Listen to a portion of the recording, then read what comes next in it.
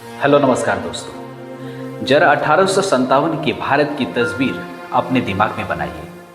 अगर उस समय कोई आम भारतीय आपसे पूछता क्या हमारा भारत देश कभी आज़ाद होगा, तो शायद इसका जवाब देना आसान नहीं होता, क्योंकि उस समय अंग्रेजी सत्ता भारत की प्रशासन, अर्थव्यवस्था और सेना पर मजबूत पकड़ बना चुकी थी। क्योंकि उस समय अंग्रेज सिर्फ भारत पर शासन नहीं कर रहे थे, बल्कि भारत की अर्थव्यवस्था, प्रशासन और सेना पर भी उनका गहरा नियंत्रण था। लेकिन इतिहास की सबसे बड़ी बात यही है, बड़े बदलाव अक्सर वहीं से शुरू होते हैं जहां परिस्थितियां सबसे कठिन दिखाई देती हैं। 1857 में विद्रोह हुआ, 1885 में भारतीय राष्ट्रीय कांग्रेस बनी, 1905 में स्वदेशी आंदोलन ने जोर पकड़ा, 1919 में जलियांवाला बाग हत्याकांड ने पूरे देश को झकझोर दिया, 1920 और 1930 के आंदोलन ने जनता को बड़े पैमाने पर राजनीति से जोड़ा। भगत सिंह और दूसरे क्रांतिकारियों ने ब्रिटिश शासन को चुनौती दी। सुभाष चंद्र बोस और आजाद हिंद फौज ने संघर्ष का एक अलग रास्ता अपनाया। 1942 में भारत छोड़ो आंदोलन हुआ और आखिरकार 1947 में ब्रिटिश शासन समाप्त हुआ। लेकिन इन पूरी कहानियों को समझने के लिए एक सवाल सबसे महत्वपूर्ण है, क्या भारत की आजादी सिर्फ एक नेता या एक आंदोलन की वजह से मिली, या फिर इसके पीछे कई दशकों का राजनीतिक, सामाजिक, आर्थिक और सैन्य दबाव काम कर रहा था? आज हम इसी सवाल को समझेंगे। 1857 से 1947 तक भारत के स्वतंत्रता संग्राम की पूरी कहानी, घटनाओं के क्रम और उनके प्रभाव के साथ। क्योंकि उस समय भारत पर ब्रिटिश ईस्ट इंडिया कंपनी का नियंत्रण था, देश के बड़े हिस्से पर अंग्रेजों का शासन था। भारतीय सैनिक अंग्रेजों की सेना में काम कर रहे थे, किसानों पर भारी टैक्स लगाए जा रहे थे, कारीगरों और स्थानीय उद्योगों को नुकसान पहुंचा जा रहा था। लेकिन फिर आया साल 1857, एक ऐसा विद्रोह जिसने अंग्रेजों को पहली बार यह एहसास कराया कि भारत को हमेशा के लिए दबा कर रखना आसान नहीं होगा। इसके बाद शुरू हुई एक ऐसी राजनीतिक यात्रा जो लगभग 90 साल तक चला और बाद में जाकर 15 अगस्त 1947 को भारत आजाद हुई। लेकिन सवाल यह है, 1857 से 1947 तक के बीच ऐसा क्या हुआ? कौन कौन से आंदोलन हुए? महात्मा गांधी से पहले आजादी की लड़ाई कौन लड़ रहा था? गांधी जी ने आंदोलन का तरीका कैसे बदल दिया? भगत सिंह जैसे क्रांतिकारियों की भूमिका क्या थी? सुभाष चंद्र बोस और आजाद हिंद फौज ने अंग्रेजों को कितना प्रभावित किया? और आखिर 1947 में भारत आजाद तो हुआ, लेकिन देश का विभाजन क्यों हुआ? आज के इस वीडियो में हम 1857 से 1947 तक की पूरी कहानी को एक टाइमलाइन की तरह समझेंगे। साल 1857, British east India company Bharat के बड़े हिस्से पर शासन कर रही थी। कंपनी का मुख्य उद्देश्य था व्यापार और प्रॉफिट। लेकिन धीरे धीरे व्यापार करने वाली कंपनी एक राजनीतिक शक्ति बन चुकी थी। भारतीय राजाओं के राज्य छीने जा रहे थे, किसानों पर भारी टैक्स लगाया जाता था, स्थानीय उद्योगों को नुकसान पहुंचा जा रहा था और अंग्रेजी सेना में भारतीय सैनिकों के साथ भेदभाव भी होता था। इसी बीच एक मुद्दा तेजी से सामने आया। जी हाँ, एनफील्ड राइफल के कारतूस। सैनिकों के बीच यह खबर फैली कि कारतूसों पर गाय और सुअर की चर्बी का इस्तेमाल किया गया है। हिंदू और मुस्लिम दोनों सैनिकों के लिए यह बेहद संवेदनशील मामला था। लेकिन ध्यान रखिए, 1857 का विद्रोह सिर्फ कारतूसों की वजह से नहीं हुआ। कारतूस ने सिर्फ उस असंतोष को भड़काने का काम किया जो वर्षों से जमा हो रहा था। 10 मई 1857 मेरठ से विद्रोह शुरू हुआ। विद्रोह सैनिक दिल्ली पहुंचे और मुगल सम्राट बहादुर शाह जफर को अपना नेता घोषित किया। इसके बाद विद्रोह कई क्षेत्र में फैल गया। रानी लक्ष्मीबाई, तात्या टोपे, नाना साहेब कुंवर सिंह, बेगम हजरत महल, इन जैसे अनेक नेताओं ने अंग्रेजों के खिलाफ संघर्ष किया, लेकिन अंग्रेजों ने विद्रोह को दबा दिया। 1857 असफल हुआ, लेकिन इसका प्रभाव बहुत बड़ा था। ईस्ट इंडिया कंपनी का शासन समाप्त कर दिया गया। 1858 से भारत सीधे ब्रिटिश क्राउन के अधीन आ गया। अंग्रेजों ने समझ लिया भारत को सिर्फ सेना के बल पर हमेशा नियंत्रण नहीं किया जा सकता। 1857 के बाद अंग्रेजों ने शासन मजबूत किया, लेकिन इसी दौर में भारत में एक नई चीज जन्म ले रही थी, आधुनिक भारतीय राष्ट्रवाद। अंग्रेजी शिक्षा के कारण भारतीय का एक नया शिक्षित वर्ग सामने आया। लोग दुनिया के दूसरे देशों की राजनीतिक घटनाओं के बारे में जानने लगे। अमेरिका की स्वतंत्रता, फ्रेंच रेवोल्यूशन, लोकतंत्र, स्वतंत्रता, समानता, इन विचारों ने भारतीयों को प्रभावित किया। और फिर आया 1885, भारतीय राष्ट्रीय कांग्रेस की स्थापना। इसकी शुरुआती नेताओं में दादा भाई नौरोजी, सुरेंद्रनाथ बैनर्जी, गोपाल कृष्ण गोखले जैसे नेता प्रमुख थे। इन नेताओं का तरीका अपेक्षाकृत शांतिपूर्ण और संवैधानिक था। वे अंग्रेजों से मांग करते थे भारतीय को प्रशासन में अधिक अवसर दिए जाए, टैक्स का बोझ कम किया जाए, भारतीयों को राजनीतिक अधिकार दिए जाए। लेकिन धीरे धीरे सवाल उठने लगे, अगर अंग्रेज हमारी मांगे नहीं मानेंगे तो। और यहीं से भारतीय राजनीति में एक अधिक आक्रामक राष्ट्रवादी धारा मजबूत होने लगी। बंगाल विभाजन और स्वदेशी आंदोलन। साल था 1905। ब्रिटिश सरकार ने बंगाल का विभाजन कर दिया। सरकार ने इसे प्रशासनिक सुविधा का कारण बताया, लेकिन भारतीय राष्ट्रवादी ने इसे अंग्रेजों की डिवाइड एंड रूल नीति का हिस्सा माना। देश भर में विरोध शुरू हुआ और सामने आया स्वदेशी आंदोलन। लोगों ने विदेशी वस्तुओं का बहिष्कार करना शुरू किया, देसी वस्तुओं को अपनाने की अपील हुई, विदेशी कपड़ों की होली जलाई गई, राष्ट्रीय शिक्षा की बात हुई और पहली बार आंदोलन बड़े स्तर पर आम जनता तक पहुंचने लगा। यही वो समय था जब राष्ट्रवादी राजनीति अधिक जन आंदोलन का रूप लेने लगी। और साल 1905 का बंगाल विभाजन भारतीय स्वतंत्रता आंदोलन में एक महत्वपूर्ण टर्निंग पॉइंट बन गया। क्रांतिकारी आंदोलन। इसी समय कुछ युवाओं को लगने लगा कि केवल प्रार्थना और याचिकाओं से अंग्रेज भारत छोड़ने वाले नहीं है।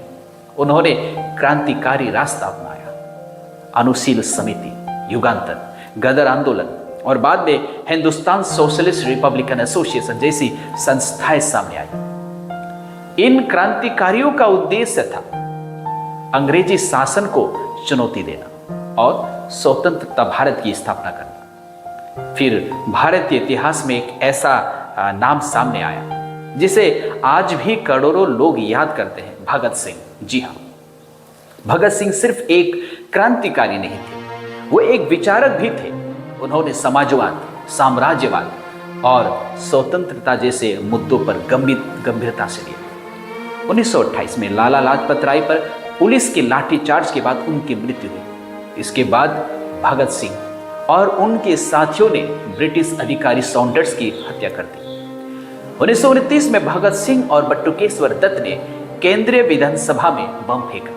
उनका उद्देश्य किसी व्यक्ति की हत्या करना नहीं था, बल्कि राजनीतिक संदेश देना था। उन्होंने गिरफ्तारी दी, मुकदमा चला और अंत 23 मार्च 1931 भगत सिंह, राजगुरु और सुखदेव को फांसी दे दी गई। उनकी उम्र बहुत कम थी, लेकिन उनका प्रभाव इतना बड़ा था कि भारतीय स्वतंत्र आंदोलन के सबसे लोकप्रिय प्रतीकों में से एक बन गए।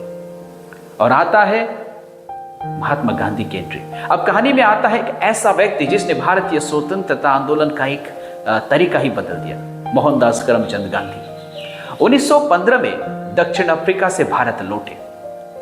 दक्षिण अफ्रीका में उन्होंने सत्याग्रह और अहिंसा के प्रयोग किए। भारत आने के बाद उन्होंने पहला स्थानीय आंदोलन में हिस्सा लिया, चंपारण, खेड़ा, अहमदाबाद। और फिर आया 1919। ब्रिटिश सरकार ने रॉलेट एक्ट लागू किया। इस कानून के तहत बिना मुकदमे की गिरफ्तारी जैसी शक्तियां सरकार को मिल गई। देश में विरोध हुआ और फिर 13 अप्रैल 1919 को अमृतसर के जलियांवाला बाग में एक भयानक घटना हुई। ब्रिगेडियर जनरल रेजिनाल्ड डायर के आदेश पर निहत्थी भीड़ पर गोलियां चलाई गई। सैकड़ों लोग मारे गए। इस घटना ने पूरे भारत को झकझोर दिया। गांधी का अंग्रेजी शासन के प्रति विश्वास लगभग पूरी तरह समाप्त हो गया और आया असहयोग आंदोलन। 1920 में गांधी ने शुरू किया असहयोग आंदोलन। संदेश साफ था, अगर भारत या अंग्रेजी शासन के साथ सहयोग करना बंद कर दे तो अंग्रेजी शासन कमजोर हो जाएगा। लोगों ने सरकारी स्कूलों और कॉलेजों का बहिष्कार करने को कहा गया। सरकारी नौकरियां और उपाधियों को त्याग करने की अपील हुई। विदेशी कपड़ों का बहिष्कार हुआ और आंदोलन बहुत तेजी से फैलने लगा।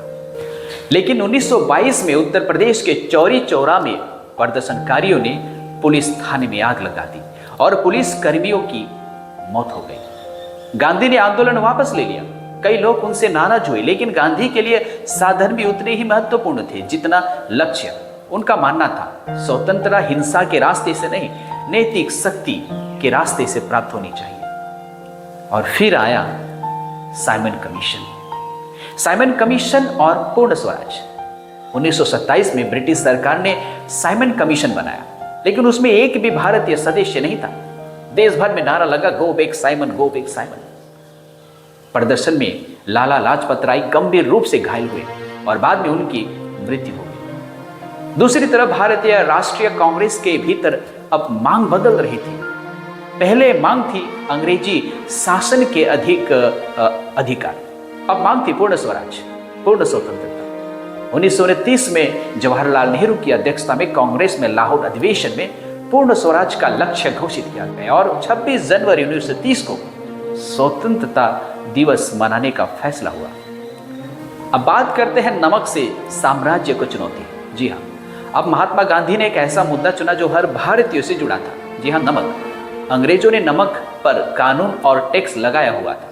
गांधी ने साबरमती आश्रम से दांडी तक पैदल मार्च शुरू किया। लगभग 390 किलोमीटर की यात्रा की और 6 अप्रैल 1930 को गांधी ने समुद्र के पानी से नमक बनाकर कानून तोड़ा। यह सिर्फ नमक नहीं था, यह संदेश था, एक सामान्य भारतीय भी साम्राज्य को चुनौती दे सकता है। सिविल डिसोबीडियंस मूवमेंट देश भर में फैल गया। हजारों लोग गिरफ्तार हुए, महिलाओं ने भी बड़ी संख्या में भाग लिया। स्वतंत्रता आंदोलन अब केवल नेताओं का आंदोलन नहीं रहा, यह आम जनता का आंदोलन बन चुका था। अब बात करते हैं 1940 भारत छोड़ो आंदोलन। 1940 के दशक तक दुनिया बदल चुकी थी। सेकेंड वर्ल्ड वॉर शुरू हो चुका था। ब्रिटेन युद्ध में उलझा हुआ था। भारत से भी संसाधन और सैनिक लिए जा रहे थे। भारतीय नेताओं ने सवाल उठाया, जब भारत स्वयं स्वतंत्र नहीं है तो यह ब्रिटेन के युद्ध में क्यों शामिल हो? 1942 में गांधी ने एक ऐतिहासिक आह्वान किया, भारत छोड़ो आंदोलन। 8 अगस्त 1942 मुंबई में कांग्रेस ने भारत छोड़ो आंदोलन का प्रस्ताव पारित किया। गांधी ने कहा, करो या मरो। अगले ही दिन गांधी और कई बड़े नेता गिरफ्तार कर लिए गए। लेकिन इसके बाद आंदोलन स्वयं ही कई हिस्सों में फैल गए। रेलवे लाइनें बाधित हुई, संचार व्यवस्था के नुकसान पहुंचाया गया। कई जगह समांतर प्रशासन बनाने की कोशिश हुई। ब्रिटिश सरकार ने कठोर दमन किया। भारत छोड़ो आंदोलन तुरंत स्वतंत्रता नहीं दे पाया, लेकिन इससे ब्रिटिश सरकार को यह दिखा दिया कि भारत में अब लंबे समय तक शासन करना आसान नहीं होगा। इसी दौर में एक और नेता अंग्रेजों के खिलाफ बिल्कुल अलग रास्ता अपना रहे थे, सुभाष चंद्र बोस। उनका मानना था कि ब्रिटेन की कमजोरी का फायदा उठाकर भारत को आजादी कराया जा सकता है। उन्होंने विदेश जाकर भारतीय स्वतंत्रता के लिए समर्थन जुटाया और आजाद हिंद फौज के नेतृत्व से जुड़ी उनकी भूमिका ने स्वतंत्रता संघर्ष को अंतर्राष्ट्रीय स्तर पर एक नया आयाम दिया। उनका प्रसिद्ध नारा था, तुम मुझे खून दो, मैं तुम्हें आजादी दूंगा। आजाद हिंद फौज ने ब्रिटिश भारतीय सेना के खिलाफ सैन्य अभियान चलाया। सैन्य रूप से उनका अभियान सफल नहीं हो सका, लेकिन युद्ध के बाद जब आजाद हिंद फौज के अधिकारियों पर मुकदमे चले तो पूरे भारत ने उनके समर्थन में भावनाएं उभर आई। इसके बाद 1946 में ब्रिटिश भारतीय नौसेना रॉयल इंडियन म्यूटनी भी हुई। इस घटना ने ब्रिटिश शासन के लिए एक और गंभीर सवाल खड़ा कर दिया। 1945 आते आते ब्रिटेन की हालत बदल चुकी थी। अब सेकेंड वर्ल्ड वॉर भी समाप्त हो चुका था। ब्रिटेन आर्थिक रूप से कमजोर हो चुका था। भारत में आजादी की मांग पहले से ज्यादा मजबूत थी। 1945 में ब्रिटेन में लेबर पार्टी सत्ता में आई। भारत के भविष्य को लेकर बातचीत तेज हुई। कैबिनेट मिशन भारत आया, लेकिन एक बड़ी समस्या थी, भारत का राजनीतिक भविष्य कैसा होगा। कांग्रेस एक मजबूत एकीकृत भारत चाहती थी। मुस्लिम लीग के नेता मोहम्मद अली जिन्ना अलग मुस्लिम राष्ट्र की मांग पर जोर दे रहे थे। सांप्रदायिक तनाव बढ़ता गया और 1946 में कलकत्ता सहित कई जगह भयानक सांप्रदायिकता हिंसा हुई। भारत का राजनीतिक संकट अब बेहद गंभीर हो चुका था। विभाजन की ओर बढ़ता भारत। ब्रिटिश सरकार ने तय कर लिया कि अब भारत में सत्ता हस्तांतरण किया जाएगा। लॉर्ड माउंटबेटन भारत के अंतिम वायसराय बने। बातचीत के बाद एक योजना सामने आई, भारत का विभाजन। ब्रिटिश भारत को 2 स्वतंत्र देशों में बांटने का निर्णय लिया गया, भारत और पाकिस्तान। 14 अगस्त 1947 को पाकिस्तान स्वतंत्र हुआ और 15 अगस्त 1947 को भारत आजाद हुआ। लेकिन यह आजादी खुशी के साथ साथ एक बहुत ही बड़ी त्रासदी भी लेकर आई। लाखों लोग अपने घरों से विस्थापित हुए। हिंदू, मुस्लिम और सिख समुदाय के बीच भयानक हिंसा हुई। अनगिनत परिवार बिछड़ गया। भारत आजाद हुआ, लेकिन विभाजन की कीमत बहुत भारी थी। और 15 अगस्त 1947 फिर वह रात आई जिसका इंतजार लगभग 90 वर्ष से किया जा रहा था। 14 अगस्त की रात से 15 अगस्त की सुबह के बीच भारत ने ब्रिटिश शासन से आजादी प्राप्त की। जवाहरलाल नेहरू ने संविधान सभा में ऐतिहासिक भाषण दिया, टाइरिस्ट विद डेस्टिनी। सुबह लाल किले पर तिरंगा फहराया गया। एक नए देश की शुरुआत हुई। लेकिन याद रखिए, भारत की आजादी किसी एक व्यक्ति की वजह से नहीं मिली। यह किसी एक आंदोलन का परिणाम नहीं थी। यह हजारों आंदोलन, लाखों लोगों के संघर्ष, किसानों, मजदूरों, छात्र, महिलाओं, सैनिकों, क्रांतिकारियों और राजनीतिक नेताओं की लंबी यात्रा का परिणाम थी। असली सवाल तो 1857 से 1947 तक की यह कहानी हमें बताती है। पहली बात, आजादी एक दिन में नहीं मिली। 1857 का विद्रोह सफल हुआ, लेकिन उसने आने वाली पीढ़ियों को प्रेरणा दी। 1885 में कांग्रेस बनी। 1905 में स्वदेशी आंदोलन आया। 1919 में जलियांवाला बाग ने देश को झकझोर दिया। 1920 में असहयोग आंदोलन हुआ। 1930 में नमक सत्याग्रह। 1931 में भगत सिंह और उनके साथियों ने बलिदान दिया। 1942 में भारत छोड़ो आंदोलन हुआ। आजाद हिंद फौज ने ब्रिटिश साम्राज्य को चुनौती दी। 1946 में नौसैनिक विद्रोह हुआ और अंत 1947 में ब्रिटिश शासन समाप्त हुआ। लेकिन इतिहास को सिर्फ तारीखों की सूची की तरह पढ़ना काफी नहीं है। हमें यह भी समझना होगा कि आंदोलन के पीछे आम लोगों की जिंदगी थी। किसी किसान ने लगान के खिलाफ आवाज उठाई, किसी छात्र ने स्कूल छोड़ा, किसी महिला ने विदेशी कपड़े का बहिष्कार किया, किसी सैनिक ने विद्रोह किया, किसी क्रांतिकारी ने फांसी स्वीकार की और किसी परिवार ने विभाजन में अपना घर खो दिया। यही मिलाकर भारत की आजादी की कहानी बनाते हैं। 1857 से 1947 तक यह सिर्फ 90 वर्ष की कहानी नहीं है। यह एक गुलाम देश के धीरे धीरे राष्ट्र बनने की कहानी है। एक ऐसे यात्रा जिसमें असफलताएं भी थी, मतभेद भी थे, बलिदान भी थे और अंत में आजादी भी थी। मिलते हैं और एक वीडियो के लिए। तब तक के लिए अपना ख्याल रखिएगा। जय हिंद।